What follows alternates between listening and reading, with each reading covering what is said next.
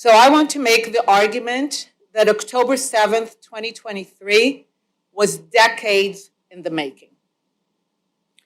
And I want to address the two aspects that were built over decades. The first is the sustaining and stoking of the Palestinian vision that Israel is temporary, that Israel can be undone, that with enough patience and violence, they can ultimately win the war that they have failed to win in 1948. So that's one piece that was decades in the making. And another piece, which we're seeing erupting globally, is the mental preparation that whatever happened on October 7th, the Israelis had it coming. So I want to address those two aspects. The first about the Palestinian issue. Just so you understand how powerful the delusions still are, we are hearing still people say Hamas does not represent the Palestinians. Now I know we deeply want to believe it. We want to imagine that some alien race entered Gaza, hijacked its people, and committed atrocities completely unrelated to what came before it. But if we will continue to hold on to this delusion, we are only guaranteeing that whatever happened on October 7th will happen once more, and even worse, if that is possible. Because where did Hamas emerge from? Hamas emerged from an idea that is known here as from the river to the sea, from the Jordan River to the Mediterranean Sea. Palestine will be free. Of what? Of sovereign and free Jews, of the state of Israel, of the Jewish state. And like many Israelis of the peace camp, I followed how again and again, and this is not going too far back, with the Arafat in 2000, with Abu Mazen in 2008, and in later opportunities. Again and again, when faced with clear, concrete opportunities to have their own state in the territory of the West Bank and Gaza, no settlements, ending the military occupation, full independence, capital in East Jerusalem, every time they walked away. And not only did they walk away, what followed was brutal violence. People were surprised by October 7th, by the brutality, but it's not new. People call the violence of the years of 2001, 2, 3, 4, the Second Intifada, a shaking off. It sounds so benign. Those were brutal massacres in cafes, in restaurants, in buses, against people who just went out to have pizza. And this was after the Palestinians could have had everything that we were told they wanted, that the problems were the settlements or the occupation or East Jerusalem. So there it is. They could have had it.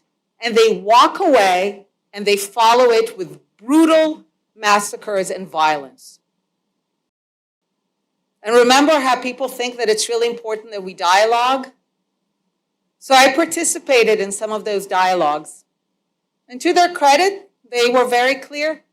They told me that the Jews are not a people, you're only a religion. You have no connection to the land of Israel, nothing. You don't have the right to self-determination. And I remember those were moderate. I participated in events with moderate Palestinians because I was a member of the Labor Party working with Shimon Peres. And I realized how they think about the issue and how I think is completely different.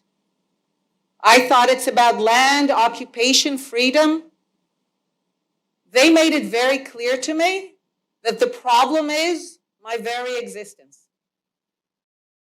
For the Arabs, the top priority is for the Jews not to have a state in any part of the land. Listen to what this conflict is, because this is the conflict, and nothing else has changed. The Jews want a state. The Arabs want the Jews not to have a state. That's it. That's the conflict, and that's why it's irreconcilable. This is the idea that has sustained generation after generation of trained murderers. Hamas is not some new phenomena.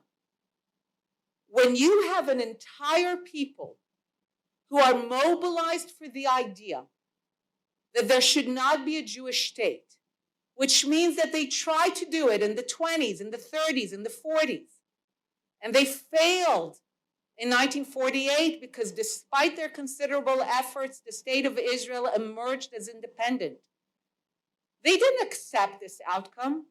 They immediately got to work to try to undo that through repeated wars and economic boycotts and international condemnations and the refusal of the Arab refugees to ever resettle. Because the Arab refugees, now known as the Palestinians, they understood that the day they will resettle is the day that the war against the Jewish state is over. So generation after generation, they refused resettlement. They hijacked an organization called UNRWA that was established temporarily to help them resettle.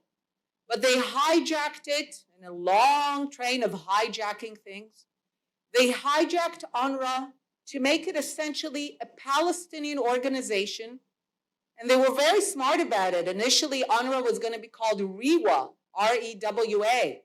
But they insisted to have the letters UN so that it will have this cachet of international legitimacy. But it's not. It's a Palestinian organization completely devoted to the idea that Palestinians do not have to come to terms with the existence of the state of Israel. But this is an entire society, and there are no dissenters on this. Again, we need to let go of the delusion that there's any dissent on this in Palestinian society. This is a society mobilized for the idea that their duty is to liberate Palestine from the river to the sea.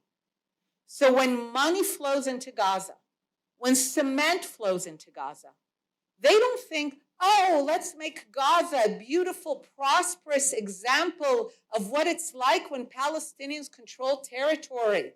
No, they say, great, we now have a launch pad, literally a launch pad, from which to take back, in their mind, Palestine. So any money that will flow there is guaranteed to serve the war machine. And it's not just Hamas. Generation after generation, trained murderers emerge to liberate Palestine. The perpetrators of the massacre of the Israeli athletes in the 1972 Munich Olympics were graduates of UNRWA schools. The current perpetrators and planners were graduates of UNRWA schools. They did what they did because they believed that in doing so, they were liberating Palestine. Even if we kill all 30, 40, 50,000 trained Hamas murderers tomorrow, if all the tunnels are gone, if all the weapons are gone, there will be another group of trained murderers rising under another name. Just as like we had Fatah and Jihad and the DFLP, there will always be a new organization rising to liberate Palestine. One of the biggest things that happens in this conflict is the complete reversal of cause and effect. Rather than understanding that the total refusal to allow Jews to be free and sovereign in any part of the land is the root cause, everything the Jews in Israel do in response to the threat becomes the retroactive cause of why that happened. So now the war in Gaza is somehow the retroactive cause of what happened on October 7th. And you're seeing it all the time. And there's a complete refusal to really take Palestinians at their word and to understand what they're fighting for, and to understand that as long as they believe that, they will mobilize all resources given to them to that end, and they will never build anything. Palestinian society, and this is a tragedy, has been a society mobilized for destruction for a century. It has never been a society that has a vision of building, of creating, that said, let's have world-class universities. Let's make sure that we make a major scientific contribution. No. I mean, what happened in Gaza, that required planning, that required ingenuity, that required mobilization. Think about all the energy, all the brains that went to this singular cause of destruction.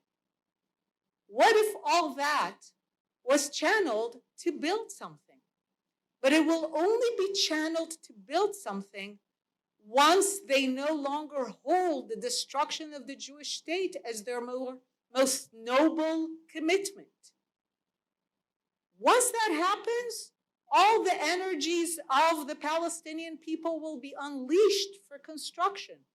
But it's only if they rethink what their goals are and who they are and what they want to achieve in this world.